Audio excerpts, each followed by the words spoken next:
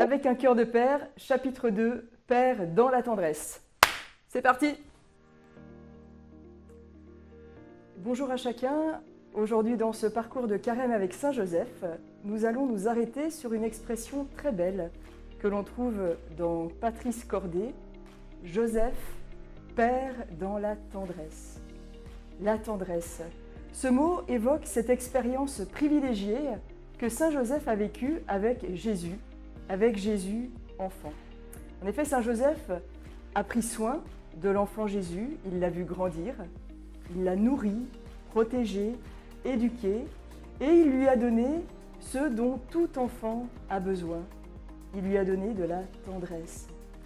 Et le pape François, dans son texte, a cette belle expression. Il dit « Jésus a vu en Joseph la tendresse de Dieu ». Vous savez, il y a beaucoup de passages très beaux dans l'Ancien Testament qui nous parlent de cette tendresse de Dieu pour son peuple Israël, de cette proximité que Dieu veut avec son peuple. Par exemple, le prophète Osée nous dit ceci: « Le Seigneur Dieu était pour Israël comme un père qui porte son nourrisson tout contre sa joue. » Et cette tendresse de Dieu pour Israël, eh bien, elle est pour chacun de nous. Elle est pour toi et elle est pour moi.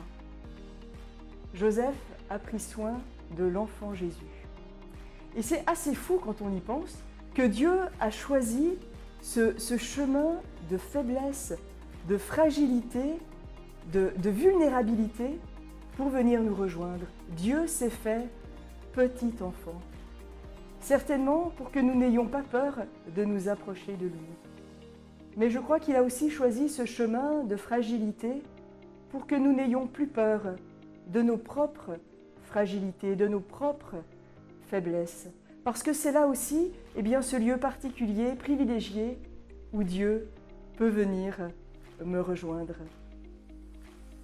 Vous savez, quand Dieu a créé les hommes, il n'a pas créé des super-héros, mais il a créé des super-aimés. Nous sommes des super-aimés. Et ça, c'est notre force. Notre force, elle réside dans cet amour infini de Dieu pour chacun de nous. Et ça peut vraiment nous aider à accepter notre état un peu fragile et faible parfois. Parce que vous comme moi, on n'aime pas trop nos points faibles, nos défauts, nos fragilités. Mais je crois vraiment que comme pour saint Paul, le Seigneur vient nous dire à chacun « Ma grâce te suffit, car ma puissance se déploie dans ta faiblesse. » Ma puissance se déploie dans ta faiblesse. Il y a une faiblesse particulière de l'homme, de la femme, où Dieu vient nous rejoindre, c'est la faiblesse de notre péché. Ce bien que je vois et que je n'arrive pas à faire, ce mal que je vois bien et que j'aimerais éviter, et bam, je tombe dedans. Vous savez, le pape, dans son texte, nous parle du malin. Le malin, l'ennemi de nos âmes, le diable, c'est celui qui nous voit avec nos pauvretés, nos faiblesses, notre péché. Mais ce regard est un regard qui nous accuse, qui nous enfonce. Dieu, lui aussi, nous voit avec nos faiblesses, avec notre péché. Mais le regard de Dieu, c'est un regard plein de tendresse. C'est un regard qui toujours est prêt à nous accueillir. Et le lieu où je peux expérimenter cette tendresse de Dieu qui est toujours offerte, c'est le sacrement de la réconciliation. Qu'est-ce que c'est que ce sacrement de la réconciliation, la confession?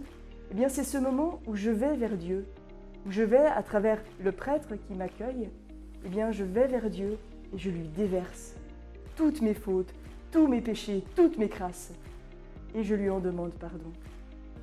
Et là, le prêtre, au nom de Dieu, me pardonne. Dieu me pardonne à ce moment tous mes péchés. Il me relève et il me rend ma liberté, ma dignité d'enfant de Dieu, d'enfant super aimé de Dieu. Ce sacrement de la réconciliation, c'est un sacrement hyper puissant. Et je t'invite vraiment à pouvoir le recevoir pendant ce temps de carême. Joseph, Père dans la tendresse, c'est une magnifique image de la tendresse de Dieu pour chacun de nous.